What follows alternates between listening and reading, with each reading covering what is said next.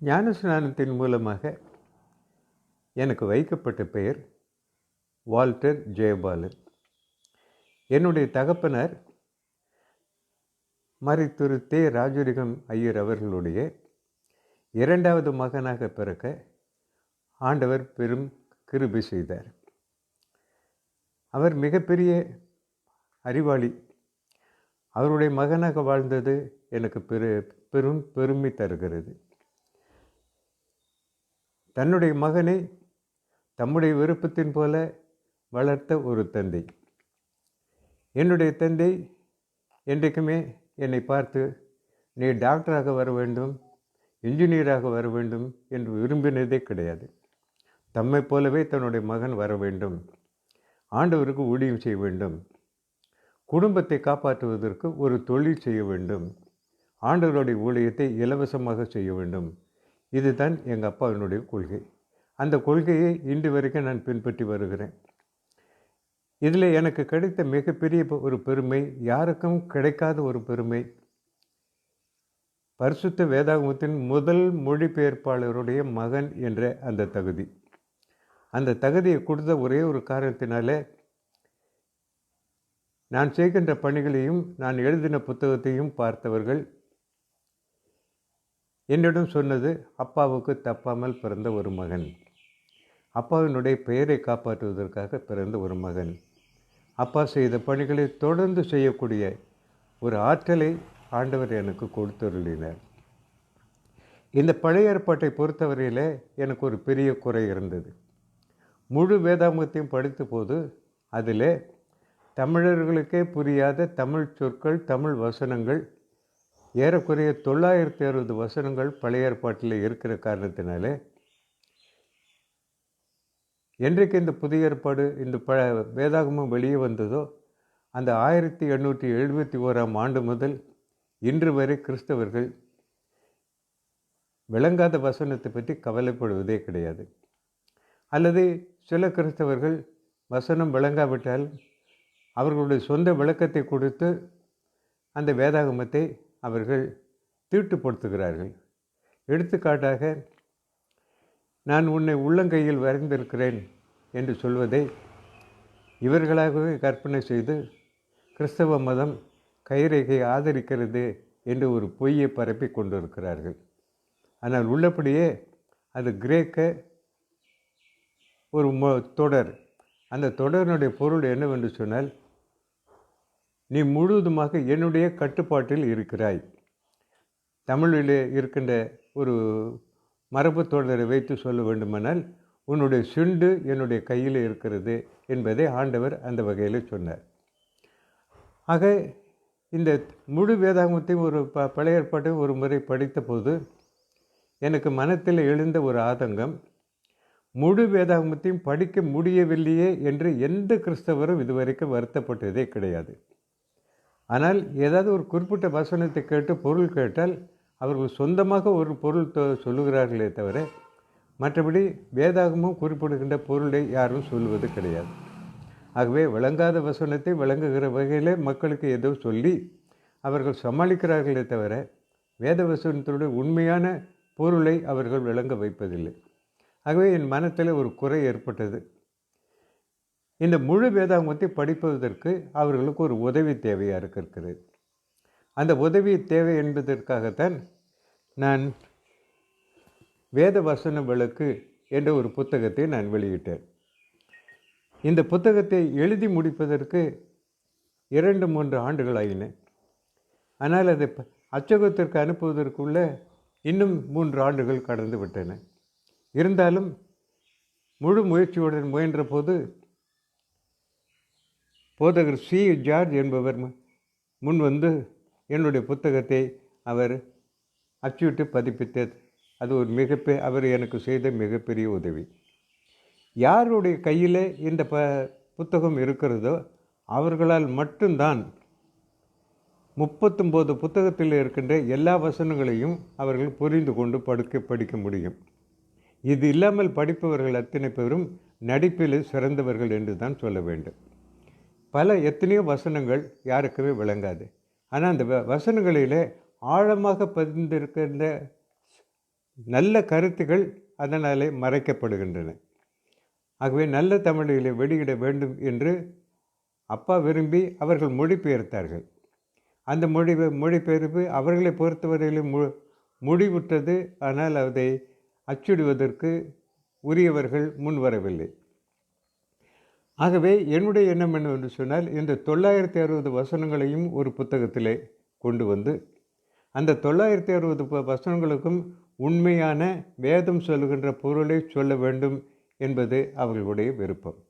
என்னுடைய விருப்பமும் அதுதான். ஆகவே இந்த வேதவசன விளக்கு என்ற இந்த புத்தகத்தை நான் வெளியிடுவதற்கு ஆண்டவர் எனக்கு பேருதவி செய்தார். இதே மாதிரி புத்தகத்தை ஆண்டவருக்கு சாட்சியாக சொல்ல வேண்டும் என்று சொன்னால், இந்த புத்தகத்தை வேறு யாராலும் எழுத முடியாது. அந்த அளவுக்கு வேண்டிய வேதாகம அறிவாக இருந்தாலும் சரி, தமிழ் அறிவாக இருந்தாலும் சரி, என்னுடைய தந்தையார் என்னை அந்த அளவுக்கு ஆயத்தப்படுத்தி வைத்திருந்தார். ஆகவே இதில் எழுத்து பிழைகளோ வேறு எந்த வகையான பிழைகளோ இல்லாத ஒரு புது புத்தகம். இந்த புத்தகத்தை கையில் வைத்திருப்பவர்களால் மட்டும்தான் 39 அதிகாரம் உள்ள அந்த பழைய ஏற்பாட்டில் இருக்கிற எல்லா வசனங்களையும் அவர்கள் பொருள் உணர்ந்து படிக்க முடியும். நம்ம கிறிஸ்தவர்களிடையே இருக்கின்ற ஒரு சில கருத்துக்களை வெளியில் சொல்லும்போது மிகவும் மனத்துக்கு துன்பமாக இருக்கிறது. இன்றைக்கும் பல கிறிஸ்தவர்கள் பழைய ஏற்பாடாக இருந்தாலும் சரி, புதிய ஏற்பாடாக இருந்தாலும் சரி, அது தமிழில்தான் எழுதப்பட்டது என்று சில பேர் சொல்லி கொண்டிருக்கிறார்கள். அவர்களுடைய ஆழமான கருத்து இன்னொரு கருத்து என்னவென்று சொன்னால், ஆதியாகமத்தில் ஆதாமில் இருந்து வெளிப்படுத்தின விசேஷ யோவான் வரைக்கும் எல்லாரும் தமிழில்தான் பேசினார்கள், தமிழில்தான் எழுதினார்கள் என்ற கருத்து இன்றைக்கும் கிறிஸ்தவ சமயத்தில் உலவி வருகிறது. இது மிகவும் வருத்தத்துக்குரியது. அடிப்படை அறிவு கூட இல்லாதவர்கள் அந்த வேதாகமத்தை படித்து வருகிறார்கள். எல்லாம் தெரியும் என்று நினைத்து தெரியாத வசனங்களெல்லாம் தெரிந்தது போல அவர்கள் நடிக்கிறார்கள். இன்னொரு வகையில் சொல்லப்போனால், எந்தெந்த வசனம் புரியவில்லையோ அந்த வசனத்தை அவர்கள் எடுத்துக்கொண்டு செய்தி சொல்லுவதில்லை. ஏனென்றால் அது அவர்களுக்கு விளங்காது. மற்ற இன்னும் சில பேர் எந்த வசனத்தை எடுத்து பேச மாட்டார்கள் என்று சொன்னால், தங்களுடைய கொள்கைக்கு, தங்களுடைய அன்றாட வாழ்க்கைக்கு எந்தெந்த வசனங்கள் குறுக்கே நிற்கின்றனவோ அந்த வசனங்களை அவர்கள் எடுத்து பேசுவதில்லை. அதுக்கு நிறைய எடுத்துக்காட்டுகள் கொடுக்க முடியும், நேரம் போதாது. ஆகவே இந்த இந்த புத்தகம் பவர் எடிஷனை விரும்பி படிக்கிறவர்கள் அவர்களுக்கு இது உதவி செய்யும். எங்களுக்கு தான் திருவிவிலியம் இருக்கிறதே என்று சொன்னால், அந்த திருவிவிலியத்தை பொறுத்தவரையில் அது அவசரத்தில் அள்ளி தெளிக்கப்பட்ட ஒரு கோலம். எந்த குழுவும் அதை செய்யவில்லை, தனிப்பட்ட மனிதர்கள் செய்தார்கள். அவர்களுக்கு போதுமான தமிழ் அறிவும் கிடையாது, வேதாகம அறிவும் கிடையாது. பழைய ஏற்பாட்டு புத்தகங்களை அவர்கள் தமிழில் மாற்றி எழுதினார்களே தவிர மொழிபெயர்த்து எழுதவில்லை. ஆக திருவிவிலியத்தில் இருக்கின்ற புத்தகம் ஒரு புத்தகம் கூட மொழிபெயர்க்கப்பட்ட புத்தகம் அல்ல. ஆங்கிலத்தில் சொன்னால் அது ரீரைட்டிங் என்று சொல்ல வேண்டும், டிராஃப்ட் போட்டார்கள் என்று சொல்ல வேண்டும். அப்படி டிராஃப்ட் போட்ட புத்தகங்கள் தான் பழைய ஏற்பாட்டிலே அடங்கி இருக்கின்றன. அதிலே அவர்கள் தங்களுடைய சொந்த கருத்துக்களை எல்லாம் உள்ளே ஏற்றி, வேதாகமத்தில் இல்லாத கருத்துக்களை எல்லாம் அதில் ஏற்றி அந்த திருவிவிலியத்தை அதில் இருக்கின்ற இந்த பரிசுத்த தன்மையை குலைத்து விட்டார்கள். உதாரணத்துக்கு கொண்டு சொல்ல வேண்டும் என சொன்னால், ஈட்டிக்காரன் என்ற ஒரு சொல்லை எடுத்தால் அது நமக்கு மட்டும்தான் அந்த பொருள் தெரியும், உலகத்தில் வேறு யாருக்கும் தெரியாது. அது முக்கியமாக அந்த மாதிரி குழுவினரிடம் மாட்டிக்கொண்டு கடன் வாங்கி அவஸ்தைப்பட்டவர்களுக்கு மட்டும்தான் ஈட்டிக்காரன் என்று தெரியும். ஆனால் மோசே சீனாய் மலையில் அந்த மக்களுக்கு செய்த ஒரு அறிவுரையில் ஒரே ஒரு வாக்கியம் என்னவென்று சொன்னால், நீங்கள் ஈட்டிக்காரனாக வாழக்கூடாது. இது எப்படி பொருந்தும்? அந்த காலத்தில் இந்த ஈட்டிக்காரன் என்று சொல்லே இருந்திருக்காது. அப்படி இருக்கும்போது சீனாய் மலையில் மோசே சொன்னதாக சொல்வது மிகப்பெரிய அபத்தம். அப்படிப்பட்ட குறைகள் எல்லாத்தையும் எடுத்து காட்டுவதற்காக தான் இந்த புத்தகம் எழுதப்பட்டது. ஆண்டவருடைய பெரிய கிருபையினால இந்த புத்தகத்தை பயன்படுத்துகிறவர்கள் அந்த எண்ணிக்கை மிகுந்து கொண்டே வருவதை நான் கண்கூடாக பார்த்திருக்கிறேன். இந்த புத்தகத்தை நான் வெளியிட்ட உடனே எனக்கு வந்த முதல் கருத்து, யாரையும் கட்டாயப்படுத்தி தலையில் கட்டுகின்ற கொள்கை என்னுடைய கொள்கை அல்ல. யாருக்கு இந்த புத்தகம் தேவைப்படுகிறதோ அவர்கள் என்னை தேடி வந்து வாங்குகிறார்கள். அந்த அளவுக்கு ஆண்டவர் கிறிஸ்தவ மக்களை வழிநடத்தி கொண்டிருக்கிறார். இந்த புத்தகம் வெளிவந்த பிறகாவது கிறிஸ்தவ மக்கள் முழு வேதாகமத்தை படிக்க வேண்டும் என்ற உணர்வோடு படிக்கும்போது இந்த புத்தகம் அவர்களுக்கு மிகவும் உதவியாக இருக்கும் என்பதை தாழ்மையுடன் தெரிவித்துக் கொள்கிறேன். நான் ஒரு கேள்வி கேட்க விரும்புகிறேன். சொல்லுங்க. பார்வோனின் இருதயம் கடினப்பட்டது அப்படின்னு நேரடியா தமிழ் ஹென்றி பவர் எழுதியிருக்கிறாரு. எது? பார்வோனின் இருதயம் கடினப்பட்டது. ஆமா. இப்ப பார்வோனின் இருதயம் கர்த்தர் பார்வோனின் இருதயத்தை கடினமாக்கினார். இருதயம் கடினமானால் என்ன ஆகுங்கய்யா? இது அதாவது டிப்பிக்கல் டிரான்ஸ்லேஷன் அப்படின்னு சொல்லுவாங்க. ஆங்கிலத்தில் இருக்கிறது. இப்போ ஆங்கிலத்தில் ஒரு இடியம் சொன்னால் ஹீ கிக் த பக்கெட், அதனுடைய பொருள் என்னவென்று சொன்னால் இறந்து விட்டார் என்று பொருள். ஆனால் வேதாகமத்தை மொழிபெயர்த்தவர்கள் பக்கெட்டை எதிர்த்து உதைத்தான் என்று தான் மொழிபெயர்த்திருக்கிறார்கள். அதே போல் இருதயம் அல்லது இதயம் என்பது உள்ளுக்குள்ளே இருக்கின்ற ஒரு உறுப்பு. அதனுடைய தொழில் இரத்த ஓட்டம் மட்டும்தான், மனிதனுடைய எதுவுமே கிடையாது. வேறு அவனுடைய குணத்துக்கும் உள்ளே அமைக்கப்பட்டு இருக்கிற இதயத்துக்கும் எந்த சம்பந்தமும் கிடையாது. ஆகவே மனம் என்று தான் சொல்ல வேண்டுமே தவிர இருதயம் இதயம் என்று சொல்வது தவறு. ஆகவே மக்கள் தங்களுடைய இருதயத்தை கெடுத்து கொண்டார்கள் என்று சொல்ல முடியாது. மக்கள் தங்களுடைய மனத்தை கெடுத்து கொண்டார்கள் என்று தான் சொல்ல வேண்டும், நல்ல தமிழில் சொன்னார். இப்போ ஹென்றி பவருடைய மொழிபெயர்ப்பை படிக்கிறதுனால எழுவாய் பயனிலை சப்ஜெக்ட் வெர்ப்ல அடுத்தாப்புல அந்த சிங்குலர் ப்ளூரல் அது ரொம்பவே மாறி மாறி வருது. பன்றிகள் மேய்ந்தது, அப்போ மெய்ந்தன அப்படின்னு தான் வரணும். ஆமா. இந்த குழப்பங்கள் இத்தனை வருஷம் இருந்த போதும் தமிழ்ல எத்தனையோ தமிழ் அறிஞர்கள், கிறிஸ்தவ தமிழ் அறிஞர்கள்னு சொல்லக்கூடிய ஓரளவுக்கு படித்தவர்களாக இருந்தாலும் கூட ஏன் அதை திருத்துவதற்கு முன் வரல? அதுக்கு அடிப்படை காரணம் என்னவென்று சொன்னால் மற்ற சமயத்தினர் கிறிஸ்தவர்களை பார்த்து சொல்லுகின்ற ரெண்டு குற்றச்சாட்டு. ஒன்று, கிறிஸ்தவர்களுக்கு தமிழ் தெரியாது. இன்னும் கொஞ்சம் ஆராய்ச்சி செய்தவர்கள் கிறிஸ்தவர்கள் தமிழர்களே கிடையாது என்று சொல்லுகிறார். பிரதாபா முதலியார் சரித்திரம் எழுதின மயூரம் வேதநாயம் பிள்ளை அவர்கள் கிறிஸ்தவர் தானே. தமிழ்ல முதல் நாவல்னு நம்ம சொல்றோம், தமிழ்ல ஃபர்ஸ்ட் நாவல் அப்படின்னு ஒரு நல்ல ஒரு நகைச்சுவையான ஒரு நாவல் என்று சொல்லுகிறோம். அதை எழுதினவர் மாயூரம் வேதநாயகம் பிள்ளை. அப்படின்னா அவர் ஒரு கிறிஸ்தவர் தானே. கிறிஸ்தவர்கள் என்பது வேறு, தமிழறிந்த கிறிஸ்தவர்கள் வேறு. இப்ப தமிழறிந்த கிறிஸ்தவர்கள் என்று சொன்னால் கொஞ்சம் பெருமையாக சொன்னாலும் சரி, தாழ்மையோடு சொன்னாலும் சரி, தமிழிலே BA MA பட்டம் பெற்ற ஒரே போதகர் என்னுடைய தந்தை தான். அதற்கு முன்னாலும் அந்த பட்டம் பெற்றவர்கள் வித்வான் புலவர்கள் யாருமே கிடையாது, அதற்கு பின்னாலும் கிடையாது. அதுக்கு முக்கியமான காரணம் என்னன்னு சொன்னால், அந்த தமிழிலே அந்த பட்டம் பெற வேண்டும் என்று சொன்னால் இந்து தெய்வங்களுடைய பெயர்களை வாய் விட்டு சொல்ல தெரிய வேண்டும். கேள்வி கேட்கும்போது அந்த இந்து தெய்வங்களுடைய பெயர்களை எழுத தெரிய வேண்டும். இதில் இருந்த வெறுப்பின் காரணமாக தமிழர்கள் தமிழிலே புலமை பெறுவதை தவிர்த்து விட்டார்கள்.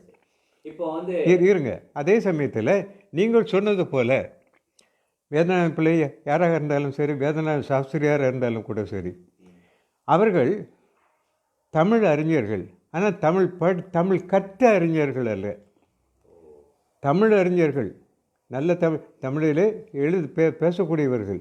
ஆனால் தமிழ் இலக்கணம் தெரியாதவர்கள், இலக்கணத்தை படிக்காதவர்கள், நல்ல தமிழிலே பேசுவார்கள். ஆனால் எனது தகப்பனார் அப்படின்னு ஒருத்தர் சொன்னார் என்று சொன்னால் அது யாருக்கும் தவறாக தெரியவில்லை. எனது என்று சொன்னால் பின்னாலே ஒருமை, அக்ரிணை ஒருமை தான் வர வேண்டும். என்னுடைய நாய் என்று வர வேண்டும், என்னுடைய வீடு வரலாம். ஆனால் என் தகப்பனார் என்று தான் வர வேண்டுமே தவிர எனது தகப்பனார், என்னுடைய தகப்பனார் சொல்லலாம். அப்படிப்பட்ட பிழைகள் வேதாகமத்தில் நிறைய காணப்படுகின்றன. அந்த தூள் சொல்லும் பொழுது அது அக்ரிணைக்கு தான் வருங்களாயா? இன்னொரு தொட்டு சொல்லுங்க. எனது, ஆமா, எனது தகப்பனார்னு சொல்றோம் இல்லையா? ஆமா. அந்த எனது அந்த தூ வரும்போது அக்ரிணைக்கு மட்டும் தான் பயன்படுத்தணும். அது என், அது என் கூட்டல் அது, என் பிளஸ் அது சேர்ந்தாதான் உங்களுக்கு எனது வரும். உங்களுக்கே தெரியும் அது இது என்பது அக்ரிணை குறிக்கிறது. ஆக அஃறிணை குறிக்கின்ற அந்த ஒரு சொல்லை இந்த பெயர் சொல்லோடு இணைக்கும் போது அது அஃறிணியாக மாறிவிடுகிறது. சரி, என்னுடைய இன்னொரு கேள்வி, ஹெச்.ஏ. கிருஷ்ணபிள்ளை அவரு நல்ல ஒரு தமிழ் வித்வான். ஆமாம் ஆமாம். ஆனால் அவருடைய காலத்துல ஹென்றி பவருடைய டிரான்ஸ்லேஷன் வந்துருச்சுங்களா, இல்ல அதனுடைய டீடைல் நடந்து அந்த விவாதங்கள் நடந்து கொண்டிருந்தன? அவர் காலத்தில் முழு வேதமும் அவர் கையில் கிடைக்கல. ஹெச்.ஏ. கிருஷ்ணபிள்ளை கரங்களிலே முழு வேதாகமும் அவருடைய கரங்களிலே கிடைக்கவில்லை. அது அதில் இன்னொரு புரிந்து கொள்ள தெரிந்து கொள்ள வேண்டிய ஒரு, அவர் கிறிஸ்தவராக மாறுவதற்கு முன்பாக அவர் தமிழ் அறிஞராக இருந்தார். அவர் படித்த தமிழ் எல்லாம் கிறிஸ்தவராக ஆவதற்கு முன்னாலே படித்த தமிழ். கிறிஸ்தவர் ஆன ஏற்பாடு அந்த தமிழ் படிக்கவில்லை. படிக்காததுனால அதில் இன்னொரு என்ன சொன்னால், இந்த காலத்தில் இருக்கின்ற சில தமிழ் பித்தர்கள் இஸ்ஸு போட்டால் தமிழே கெட்டு போடுன்ற மாதிரி அவர் கிருஷ்ண பிள்ளையை கிருட்டின பிள்ளைன்னு அவரை மாற்றலை. ஆனால் கிறிஸ்துவை இப்போ கிறித்துன்னு மாற்றிக்கிட்டு இருக்கிறாங்க. இதை பெரிய நல்லாக தமிழ் அறிந்தவர்களுக்கு கூட ஒரு முக்கியமான பொருள் தெரியவில்லை. கிறித்து என்று சொன்னால் மாயம் செய்தல் என்று பொருள். ஆக கிறித்து வந்தார் என்று சொன்னால் மாயம் செய்து வந்தார் என்றுதான் பொருளை தவிர ஒரு குறிப்பிட்ட உருவத்தையோ ஒருவரையோ குறிக்கிற சொல் அல்ல. ஆக அவர் எழுதும் போதெல்லாம் அந்த காலத்தில் வடமொழியாக்கம் நடைமுறையில் இருந்தது. அதனால்தான் தன்னுடைய பெயரை கூட அவரை மாற்றிக்கொள்ளவில்லை. ஆமாம். ஆக அவர் காலத்தில் இருந்த தமிழ் நடை வேற, வேதநாயக சாஸ்திரியர் காலத்தில் இருந்த தமிழ் நடை வேற. இப்போ வேதநாயக சாஸ்திரியருடைய சில கீர்த்தனைகளை எல்லாம் படித்து பார்க்கும்போது எத்தனையோ கீர்த்தனைகள் பாடுவதற்கு அருமையாக இருக்கின்றன. ஆனால் ஒரு சொல்லுக்கு கொடுத்த தமிழருக்கு பொருள் தெரியாத பாடல்கள்லாம் நிறைய இருக்கின்றன. இன்னொரு கேள்வி, ஹென்றி பவர் வரை மோனகன் வரையும் அப்படி சொல்லலாம், சீகன் பால்கு முதல் மோனகன் வரை அப்படின்னு ஒரு டீம் எடுத்துக்கலாம். இவங்க எல்லாம் தமிழ் மொழிபெயர்ப்பில் ஈடுபட்டாங்க. முதல் முறை சீகன் பால்கு, அதன் பிற்பாடாக வந்ததானே அதுக்கு அடுத்தாப்புல அதன் பிற்பாடாக வந்ததானே அவருடைய நண்பர்கள். இன்னும் சொல்ல போயாச்சுன்னா ரேனியஸ் உடைய மொழிபெயர்ப்பு, சிட்டி ரேனியஸ். அதன் பிற்பாடாக இன்னும் பல்வேறு மொழிபெயர்ப்புகள் இருக்கின்றன. இப்ப என்னுடைய கேள்வி என்னன்னா, பீட்டர் பெர்சிவல் தான் அந்த தேவன்கிற வார்த்தை கொண்டு வராரு, அதை நம்ம ஒதுக்கி வச்சிருவோம். இத்தனை மொழிபெயர்ப்புகள் பொக்கிஷமாக தமிழ்நாட்டுல வேற ஆங்கிலம் வருவதற்கு முன்பதாகவே, ஆங்கில மொழிபெயர்ப்புகள் கேஜேவிக்கு அதற்கு கேஜேவி என்கேஜேவி இதெல்லாம் வருவதற்கு முன்பதாகவே தமிழ்ல இத்தனை மொழிபெயர்ப்பு, இந்தியாவில எந்த மொழிக்கும் இல்லாத ஒரு சிறப்பு, தமிழில பல மொழிபெயர்ப்புகள் இருந்தன. அதெல்லாம் ஏன் இப்போ அப்படி காணாம ஆக்கிட்டாங்க? கடைசியாக இருந்த ராஜலிங்கம் ஐயாவுடைய மொழிபெயர்ப்பையும் ஏன் மறக்கடிக்க வைக்கிறாங்க? அதுக்கு ஒரு முக்கியமான காரணம் என்ன, இப்போ ஹென்றி பவர் ஐயரை எடுத்துக்கொண்டால் அவர் பிறப்பில் தமிழரும் கிடையாது, பிரான்சு நாட்டையும் சேர்ந்தவர் அல்ல. அப்பா பிரான்சு நாட்டை சேர்ந்தவர், தாய் தமிழ்நாட்டை சேர்ந்தவர். இவரை எந்த இனத்தில் சேர்ப்பது என்று நமக்கு தெரியாது. ஆக அவர் தமிழர் கிடையாது. ஆனால் இவரிடம் பைபிள் சொசைட்டி அந்த வேதாகம மொழிபெயர்ப்பு பணியை ஒப்படைத்த போது அவருக்கு உதவியாக தமிழ் அறிஞர்களை அவர்களுக்கு கொடுத்தார்கள். ஆனால் பவரை செய்த மிகப்பெரிய தவறு அவர்களை கொஞ்சம் கூட பயன்படுத்தி கொள்ளவில்லை. மதிக்கலன்னு ஒரு கருத்து இருக்குது. ராபர்ட் கால்டுவெல்லையும் ஹென்றி பவர் மதிக்கல அப்படின்னு ஒரு கருத்து இருக்கிறது. இல்லை, அந்த மாதிரி கருத்து சரியில்லை. அதாவது தன்னிச்சையாக செய்தார், அப்படி சொல்லலாம். ஆமாம், தன்னிச்சையாக செய்தார். நீ யார் எனக்கு உதவி செய்கிறது, அந்த மாதிரி ஒரு தன்னை பற்றி ஒரு உயர்வான எண்ணம் இருந்ததுனால யாரையும் கலக்காமல் செய்தார். ஆக இவருக்கு வழிகாட்டினது பீட்டர் பெர்சிவல் ஐயருடைய வேதாகமம். அதுக்கு முன்னால் பெப்ரிஷியஸ், இந்த ரெண்டையும் வைத்து அவர் செய்தார். ஆனால் பெப்ரிஷியஸ் ஐயருடைய மொழிபெயர்ப்பை பக்கத்தில் அதிகமாக பயன்படுத்தி இருந்தால் இவர் நல்ல வேதாகமத்தை உருவாக்கி இருக்க முடியும். இவர் பீட்டர் பெர்சிவலுடைய தமிழை இவர் பின்பற்றின காரணத்தினால தமிழர்களுக்கு ஏற்ற ஒரு வேதாகமத்தை இவரால் படைக்க முடியாமல் போய்விட்டது. இல்ல, இப்ப என்னுடைய கேள்வி என்ன அப்படின்னா, ஏன் இத்தனை மொழிபெயர்ப்புகள், மொழிபெயர்ப்பினுடைய ஒரு என்ன சொல்லுகிறது, ஒரு ஒரு ஒரு குரு, சந்நியாச குரு ம் நீங்க சொன்னீங்க, ஆமாம் அவர். அதன் பிற்பாடாக பீட்டர் பெர்சிவல், ரேனியஸ், இவங்களுடைய மொழிபெயர்ப்புகள் ஏன் மறைக்கப்படுகிறது? அதுக்கு ஒரே மிகப்பெரிய காரணம் என்னவென்று சொன்னால், உதாரணம் எடுத்துக்காட்டாக ஒரு வசனம், கிறிஸ்து எனக்கு ஜீவன், சாவு எனக்கு ஆதாயம். ராஜரிகம் இதற்கு முன்னால் எத்தனையோ பேர் மொழிபெயர்த்தாலும் அந்த குறிப்பிட்ட வசனத்தை அவர்கள் கிறிஸ்தவர்களுக்கு புரியும்படியாக மொழிபெயர்க்க தெரியவில்லை. ஆக தெரிந்த இவ்வளவு பெரிய தவறு இருக்கிறது என்று எடுத்து காட்டும் போது, சரி முழுதையும் நீங்களே செய்து கொடுத்துருங்கள் என்று என்னுடைய தந்தையாரிடம் வந்தார்கள். எங்கள் அப்பா சில நிறைய பிழைகளை எல்லாம் எடுத்து காட்டினார்கள். இதெல்லாம் தமிழுக்கும் ஒத்து வராது, தமிழுக்கு புரியவும் புரியாது, நிறைய சொற்கள் இந்த மாதிரி இருக்கின்றன, அதையெல்லாம் மாற்ற வேண்டும், அப்போ நீங்களே செய்து கொடுங்கள் என்று. அப்புறம் இப்படி சொல்லலாமா, எபிரேயத்தினுடைய மொழி மரபு தொடர், இடியம்ஸ் அண்ட் ஃப்ரேசஸ், அதே மொழிபெயர்ப்பினுடைய அந்த தொடரும் தமிழும் ஏறத்தாழ 90% இணைந்து வரும். ஆனா மற்ற மொழிகள்ல எபிரேயத்தினுடைய அந்த மரபு தொடர், அந்த மரபு தொடர் வந்து மற்ற மொழிகள்ல வந்து அந்த அளவுக்கு ஒத்து போகல. அதனால ராஜரிகம் ஐயாவுக்கு வந்து அந்த தமிழ் அறிவும் அதிகமாக இருந்ததுனால, எபிரேய அறிவும் இருந்ததுனால இதை இணைத்து இன்னும் சரியாக கொடுக்க வேண்டும் அப்படின்னு சொல்லி அவங்க கொடுத்திருக்கலாம் இல்லையா? அதுக்கு ஒரே ஒரு காரணம், அந்த எல்லாருக்கும் அந்த மொழிபெயர்ப்பில் இருக்கின்ற கருத்து வேறுபாடு. அதாவது என்னுடைய தந்தையாருடைய முக்கியமான கொள்கை என்னவென்று சொன்னால், தமிழ் வேதாகமமாக இருக்கிற காரணத்தினால தமிழர்கள் முழுதுமாக இதை புரிந்து கொள்ள வேண்டும். இந்த வசனத்தை இப்படி மொழிபெயர்க்கிறோமே, இது தமிழர்களுக்கு புரியுமா புரியாதா என்று தெரியாமல் அவர்கள் மொழிபெயர்க்க வேண்டும் என்று மொழிபெயர்த்து விட்டார்கள். எடுத்துக்காட்டாக எல்லாருக்கும் சொல்லும்படி சொன்னால், don't poke your nose in my office என்று ஆங்கிலத்தில் சொல்லுவார்கள்.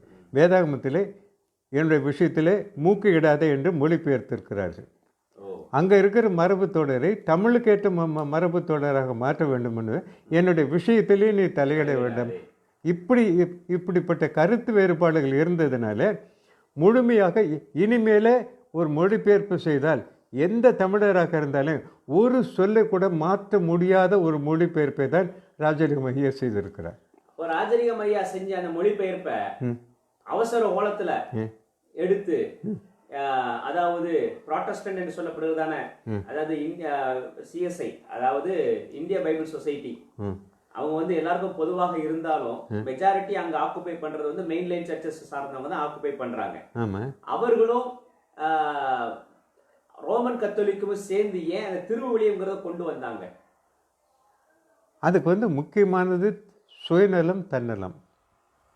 அமெரிக்கன் பைபிள் சொசைட்டியும் பிரிட்டிஷ் பைபிள் சொசைட்டியும் இரண்டு பிரிவினருக்கும், ஆர்சி புராட்டஸ்டன்ட் ரெண்டு பேருக்கும் பொதுவான ஒரு இக்குமெனிக்கல் பைபிள் கொண்டு வர வேண்டும் என்று சொல்லி ரெண்டு சங்கத்தாரும் முயன்று தோற்று போனார்கள். ஆனால் இந்திய வேதாகம சங்கத்தின் பொதுச் செயலராக இருந்த டாக்டர் இன்பநாதன் தனக்கு அந்த பெயர் கிடைக்க வேண்டும் என்பதற்காக மொழிபெயர்ப்பை பற்றி கவலைப்படாமல் ரோமன் கத்தோலிக்கர்களுடைய அவர்களுடைய தயவை நாடி நம்ம ரெண்டு பேரும் சேர்ந்து ஒரு மொழிபெயர்ப்பு கொண்டு வர வேண்டும். அப்பொழுது ரோமன் கத்தோலிக்கர் என்ன சொன்னார்கள், எங்களுக்கு ஏற்கனவே எங்கள் கையில் வேதாகமம் இருக்கிறது, எங்களுக்கு அது தேவையில்லை, உங்களுக்காக வேண்டுமானால் நாங்கள் செய்கிறோம். அப்படி செய்த போது ஒரு குறிப்பிட்ட காலத்தை கொடுத்து விட்டார்கள். இதுவரைக்கும் எத்தனையோ மொழிபெயர்ப்புகள் இருந்தாலும் எல்லா மொழிபெயர்ப்புகளுக்கும் ஒரு குழு இருந்தது. ஆனால் திருவிவிலியத்துக்கு ஒரு குழு கூட கிடையாது. இதுக்கு முன்னால் மொழிபெயர்த்தவர்கள் அத்தனை பேரும் பழைய ஏற்பாட்டை மொழிபெயர்த்தார்கள் என்று சொன்னால் அவர்களுக்கு எபிரேய மொழி தெரிந்திருந்தது. கிரேக்கம் இப்போ புதிய ஏற்பாட்டில் கை வைக்கும்போது கிரேக்க மொழி வல்லுநர்களுக்கு கொடுத்தார்கள். திருவிவிலியத்தில் அந்த பணியை செய்தவர்களுக்கு, பழைய ஏற்பாட்டை பணியை செய்தவர்களுக்கு எபிரேய மொழியும் தெரியாது, புதிய ஏற்பாட்டை மாற்றி எழுதினவர்களுக்கு கிரேக்கமும் தெரியாது. ஹென்றி பவருடைய மொழிபெயர்ப்புல 1 பேதுருல ஒரு வசனம் வரும், விலை உயர்ந்த வஸ்திரங்களினால் தங்கள் பெண்கள் தங்களை அலங்கரித்தல் கூடாது என்று சொல்லி. ஆனா திருவிவிலியம் வஸ்திரமே போடக்கூடாது என்று மொழிபெயர்த்திருக்கிறது. அதாவது இது அந்த திருவிவிலியத்தை உருவாக்க பழைய ஏற்பாட்டு ரெவரண்ட் ஃபாதர் டாக்டர் மைக்கேல் இருதயம் தான் எடிட்டராக நியமிக்கப்பட்டார். பேராயர் அருளப்பா அவர்கள் அவரை நியமித்தார். ரோமன் கத்தோலிக்க சபையிலே தமிழ் கற்ற ஒரு போதகர் அவர் தான். அவரை நியமித்தார்.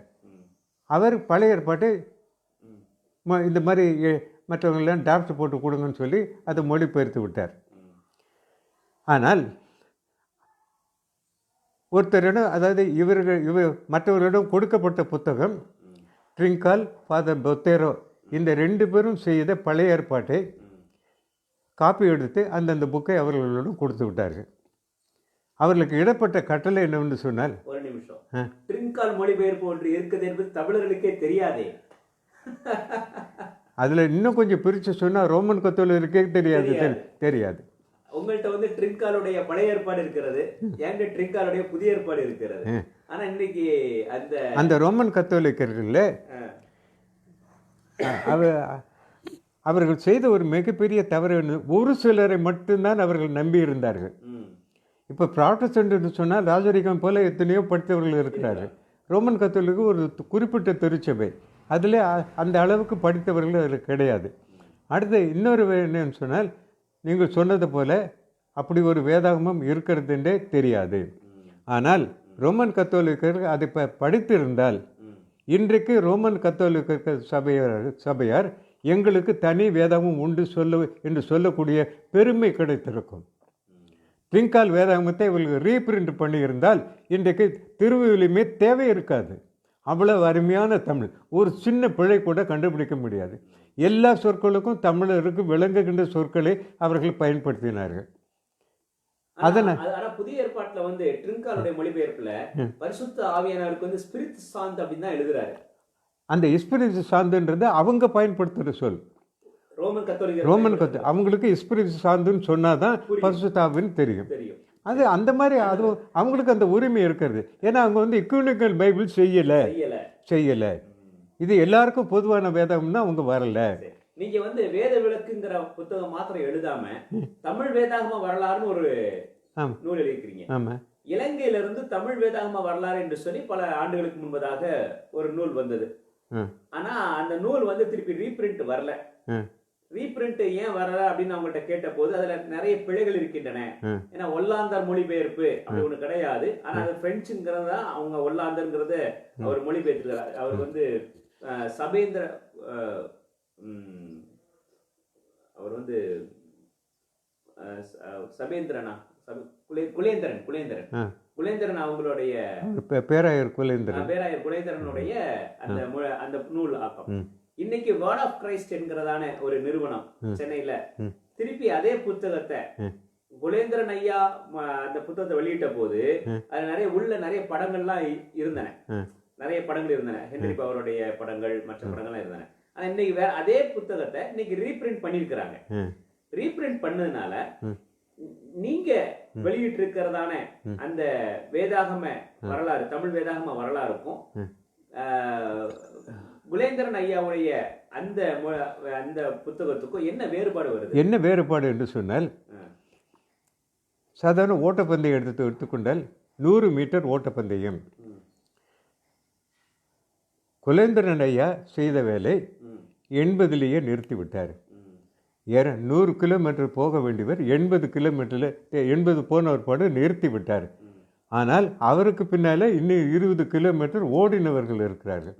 அவர்களுக்கு இவருடைய புத்தகம் பழைய புத்தகம், அதாவது கால்வாசி ஒரு 25 விழுக்காடு வரலாறு தெரியாததுனால அவர் முடித்து கொண்டார். அந்த 25 விழுக்காடு வரலாறு தெரியலன்னு சொல்றீங்க இல்லையா? ஆமா. அந்த 25 விழுக்காடுல இவர் வந்து எப்போ 1960 அல்லது 70 அந்த புத்தகம் வந்திருக்கும். அந்த புத்தகம் இருக்கிறது. ஆனால் ராஜரிகம் ஐயாவுடைய மொழிபெயர்ப்பு 1975 வந்து விட்டது. 1975 IBL மூலமாக வெளியிட்டு இருக்கிறாங்க. நம்ம ராஜரிகம் ஐயாவுடைய மொழிபெயர்ப்பு புதிய ஏற்பாடு சங்கீதமும் சேர்த்து வெளியிட்டு இருக்கிறாங்க. என்னுடைய கேள்வி, குலேந்திரன் ஐயா அவர்கள் ஏன் ராஜரிகம் ஐயாவுடைய மொழிபெயர்ப்பை முக்கியத்துவப்படுத்தவில்லை? குலேந்திரன் ஐயா காலத்தில் ராஜரிகம் தலை தூக்கினார், அவ்வளவுதான். அவரை புரிந்தவர்கள் அவர் தலை மட்டும் தெரிகிற அளவுக்கு அவரை அவருடைய புத்தகத்தில்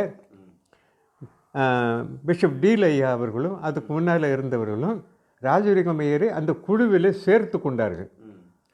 மொழிபெயர்ப்பு குழுவிலே சேர்த்து கொண்டார். அப்போ தான் அவருக்கு அது அவருக்கு முதல் வகுப்பு மாதிரி, பள்ளிக்கூடத்தில் முதல் வகுப்பு மாதிரி. அதுக்கப்புறம் தான் அவர் தன்னை அதில் அதிகமாக பயன்படுத்தி கொண்டு அதிகமான அறிவை பெற்றார். அந்த அளவுக்கு அறிவை பெறுவதற்கு அந்த குழுவிலே ராஜரிகமையரை போல பெற்றவர்கள் யாருமே கிடையாது. ஆனால் வேறு வகையில் சொன்னால், குற்றப்படுத்தாமல் சொன்னால், அவர்கள் அந்த குழுவில் இருந்து செய்த பணியோடு நிறுத்தி விட்டார்களே தவிர ராஜரிக ஐயரை போல ஒரு நல்ல மொழிபெயர்ப்பு உருவாக்க வேண்டும் என்ற ஆவல் அவர்களுக்கு இல்லை. ராஜரிகம் ஐயா வேதாகம மொழிபெயர்ப்போட நிப்பாட்டாம இந்திய திருச்சபை, அதாவது உலகளாவிய universal church history, world church history volume 1 volume 2 எழுதி இருக்காங்க. அது போக இந்து மதம்னு ஒரு புத்தகம் போட்டிருக்காங்க, இந்து மத வரலாறு. இந்து மத வரலாறு. இன்னைக்கு வரைக்கும் பிடி படிக்கிற, சராம்பூர் படிக்கிற யாரானாலும் அந்த புத்தகத்தை தொடாம எஸ்கேப் ஆக முடியாது, வழி தப்பி போக முடியாது. என்னுடைய கேள்வி, இது எல்லாமே சிஎல்எஸ் தான் வெளியிட்டு இருக்கிறாங்க. ஏன் சிஎல்எஸ் மீண்டுமாக ராஜரிகம் ஐயாவுடைய நூல்களை, அந்த தொகுப்புகளை ஏன் கொண்டு வரக்கூடாது, ஏன் கொண்டு வரவில்லை என்று சொன்னால், குறிப்பாக ஊரை சொன்னாலும் பேரை சொல்லக்கூடாது. ஒரு குறிப்பிட்ட செயலாளர் சிஎல்எஸ்ல உட்கார்ந்த போது தான் எழுதின புத்தகங்களை மட்டும்தான் அவர் அந்த அச்சிட்டு விலையை விற்று கொண்டு இருந்தாரே தவிர, அதுக்கு முன்னால் எப்படிப்பட்ட எழுத்தாளர்கள் இருந்தாலும் சரி, அந்த புத்தகங்களை எல்லாம் இருட்டடிக்கப்பட்டு செய்யப்பட்டது, வெளியில் கொண்டு வரப்படவில்லை. தன்னுடைய புத்தகம் மட்டும்தான் அங்கே இருக்க வேண்டும், வாங்குறவர்கள் தன்னுடைய புத்தகத்தை மட்டும்தான் வாங்க வேண்டும் என்ற தன்னல நோக்கம் உள்ளவர்கள் சிஎல்எஸ் செக்ரட்டரியாக வந்ததுனால ஏற்பட்ட மிகப்பெரிய விபத்து. அப்புறம் கிறிஸ்தவத்துல நிறைய இன்னும் பழைய நூல்கள் இருக்கின்றன, எவ்வளவோ ஆராய்ச்சி நூல்கள் இருக்கின்றன. அதையெல்லாம் ஏன் மீண்டும் கொண்டு வராம, ஏதோ ஒரு மயக்கத்துல இன்னைக்கு ஏன் கிறிஸ்தவம் இருக்கிற, தமிழ் கிறிஸ்தவம் ஏன் இருக்கு? ஏன்னா தமிழ் கிறிஸ்தவத்தில் இல்லாத ஆங்கிலத்தில் எத்தனை நூல்கள் இருக்கின்றனவோ அத்தனை நூல்களும் தமிழிலும் இருந்தன. குறிப்பாக வேத பொருள் கண்ணாடி, அது நிச்சயமா உங்களுக்கு தெரிஞ்சிருக்கும், வேத பொருள் கண்ணாடி. இதே மாதிரி அரிய பெரிய பொக்கிஷங்களை எல்லாம் ஏன் தொலைத்து கொண்டு இந்த தமிழ் கிறிஸ்தவ சமுதாயம் இருக்கின்றது? அதுக்கு ஒரு முக்கியமான காரணம் என்னன்னு சொன்னால், கிறிஸ்தவர்களுடைய மிகப்பெரிய பெருந்தன்மை என்னன்னு கேட்டால், அவர்கள் வேதாகமத்தையே படிப்பது கிடையாது. இதில் யாராவது கிறிஸ்தவ மதத்தை சார்ந்த கருத்துள்ள புத்தகங்கள் இருந்தால் தொடுவதே கிடையாது. அதாவது அனுபவப்பட்டவர்கள் சொல்லுகின்ற ஒரு அறிவுரை என்னவென்று சொன்னால், கிறிஸ்தவர்களை நம்பி புத்தகம் எழுதுவது முதல் தவறு, கிறிஸ்தவர்களை நம்பி புத்தகத்தை வெளியிடுவது ரெண்டாவது பெரிய தவறு, கிறிஸ்தவர்களை நம்பி புத்தகமே வெளியிடக்கூடாது. ஏனென்றால் கிறிஸ்தவர்களுக்கு படிக்கின்ற விருப்பமே கிடையாது, அந்த பழக்கமும் கிடையாது. இதனால தான் எல்லாருமே பயப்படுகிறார்கள். ஒரு இவர் அத்தனை பேரும், அதாவது நல்ல தமிழை விரும்புகிறவர்கள், தூய்மையான தமிழை விரும்புகிறவர்கள், அல்லது வேதாகமத்தினுடைய பொருளை முழுதுமாக உணர்த்த வேண்டும் என்று விரும்புகிறவர்கள் 2 விழுக்காடு, ரொம்ப போனால் 3 விழுக்காடு. மீதி இருக்கின்ற 97 விழுக்காடு மக்களை நம்பி யாரும் புத்தகம் வெளியிட முன் வருவதில்லை. சரி, இப்படி முன் வராத ஒரு பட்சத்துல உங்களுடைய தகப்பனாராகிய ரெவரண்ட் டாக்டர் ராஜரிகம் ஐயாவுடைய அவர் மொழிபெயர்த்ததான அந்த புதிய ஏற்பாட்டை உங்க செலவுல கிட்டத்தட்ட புத்தகத்துக்கு 300 ரூபாய் அது செலவாச்சு. பிரிண்டிங் செலவே 300 ரூபாய். எனக்கு நல்லா தெரியும், ஏன்னா நானும் புத்தகம் அச்சடிக்கிறேங்கிறத எனக்கு நல்லா தெரியும். ஆனால் அந்த 300 ரூபாய் செலவை ஏற்றுக்கொண்டு அந்த புதிய ஏற்பாட்டை, தந்தையார் மொழிபெயர்த்ததான அந்த புதிய ஏற்பாடு, எளிமையான மொழிபெயர்ப்பு, சமஸ்கிருத கலப்பில்லாத சுத்தமான தமிழ் மொழிபெயர்ப்பு எல்லாருடைய கரங்களிலும் சென்றடைய வேண்டும் என்பதற்காக நீங்க 100 ரூபாய்க்கு கொடுக்குறீங்க. 200 ரூபாய் ஒவ்வொரு புத்தகம் விற்கும் போது 200 ரூபாய் நீங்க என்ன செய்றீங்கன்னா லாஸ் ஆகுறீங்க. இதனால நீங்க ஏதாவது வருத்தப்பட்டது உண்டா? இன்னைக்கும் 100 ரூபாய்க்கு தான் கொடுக்குறீங்க. இருங்க, இந்த புத்தகம் வெளியிடுவதற்கு முன்பாக பதிப்பாசிரியரும் அச்சக உரிமையாளரும் என்னை பார்த்து கேட்ட கேள்வி, இதுக்கு என்ன விலை போடலாம்? விலை நீங்கள் தான் சொல்லணும். 300 ரூபாய் என்று சொல்லி ஒரு செகண்ட் கூட இடைவெளி விடாமல் கிறிஸ்தவர்கள் யாரும் 300 ரூபாய் கொடுத்து வாங்க மாட்டாங்க. 200 ரூபாய்க்கு விற்றால் உங்களுக்கு 1 ரூபாய் கூட லாபம் கிடைக்காது. நான் சொன்னேன், இது ஆண்டவருக்காகவும் அப்பாவுக்காகவும் பைபிள் சொசைட்டியில் ஏற்பட்ட ஒரு சேலஞ்சுக்காகவும் இந்த புத்தகத்தை நான் வெளியிட்டேன். அதாவது உயிரோடு இருந்த காலத்தில் அப்பா மேலே இருந்த பொறாமையினாலே இருட்டடிப்பு செய்யப்பட்டார் ராஜரிக மேயர். அவர் இறந்த பிறகு அவருடைய புதிய ஏற்பாட்டை பழைய ஏற்பாட்டையோ வெளியில் கொண்டு வரக்கூடாது என்று ரொம்ப முயற்சி எடுத்தவர்கள் நல்ல கிறிஸ்தவர்கள். ஆனால் அதுக்கு எதிரடியாக நான் செயலாற்றி எப்படியாவது அப்பா புதிய ஏற்பாட்டை வெளியிட வேண்டும் என்று சொல்லி நான் முயற்சி எடுத்து இந்த நிலைமைக்கு நான் கொண்டு வந்ததுனால எத்தனையோ பேர், அதாவது என்னுடைய முக்கியமான கொள்கை புத்தகம் வெளியிட்ட பிறகு யார் தலையிலையாவது இந்த புத்தகத்தை கட்டிடணும் அந்த கொள்கை எனக்கு இருந்ததே கிடையாது. இன்னும் சொல்லப்போனால் அந்த கொள்கை இருந்ததுனால எந்த புத்தக நிலையங்களுக்கும் என்னுடைய புத்தகத்தை நான் கொடுக்கவில்லை. தேவையானவர்கள் தேடி வந்து, எங்கெங்கேயோ இருக்கிறவர்களெல்லாம் தேடி வந்து என்னுடைய புத்தகம் வாங்கும்போது கடவுள் எவ்வளவு அற்புதமாக செயலாற்றுகிறார் என்று தெரிந்தது. எந்த விதமான ஆயத்தமும் இல்லாமல், எந்த விதமான ஒரு முன் ஏற்பாடும் இல்லாமல் இந்த ஒரு சின்ன ஒரு பேட்டியை, அதாவது ஒரு செவ்விய ஒரு நேர்காணல் நீங்க கொடுத்திருக்கிறீங்க. முகநூல் வழியாக நிறைய பேர் பார்த்து கொண்டு இருக்கிறாங்க. இன்னும் நம்ம நிறைய பேச போறோம். ஒவ்வொரு நாள் காலையிலையும், சனிக்கிழமை வரையும் ஒவ்வொரு நாள் காலையிலையும் ஒரு 8:45 இருந்து ஒரு 9:30 மணி வரையும் நீங்க வந்து தினமும் உங்களுடைய கருத்துக்களை, உங்களுடைய காரியங்களை நீங்க நீங்க சொல்லணும்னு நான் விரும்புறேன். இதை குறித்து நீங்க என்ன சொல்ல விரும்புறீங்க? இந்த 9:30 என்பது சரி, அது கரெக்டு. 9:30 நான் பள்ளிக்கூடத்துக்கு போகணும். 9:30க்கு முன்னால் நீங்கள் ஒரு டைம் ஃபிக்ஸ் பண்ணீங்களே, அதில் தான் எனக்கு கருத்து வேறுபாடு. 8 மணி என்று சொன்னால் என்னுடைய கேள்வியை 7 மணிக்கு தொடங்கக்கூடாது. அதாவது அதுக்கு இருக்கிற ஒரே ஒரு காரணம் என்னவென்று சொன்னால், கிறிஸ்தவர்களை கிறிஸ்தவர்களாக வாழ வைக்க வேண்டும் என்பது என்னோட நோக்கம். வேதாகமமே, அதாவது இப்பொழுது நான் ஏறக்குறைய கடவுளுடைய பெரிய கிருபையினால அப்பாவுக்கு பின்னால் இந்த பணியை அதிகமாக செய்த காரணத்தினால ஏறக்குறைய 9 முறை முழு புதிய ஏற்பாட்டையும் நான் படித்து முடித்தவர். அதில் ஒரு முறை 39 புத்தகத்தையும் என் கையால் நான் டிடிபி போட்ட அனுபவம் உள்ளவன். என் தமிழ்நாட்டில் எந்த போதவருக்கும் டிடிபியே போட மாட்டாங்க. 83.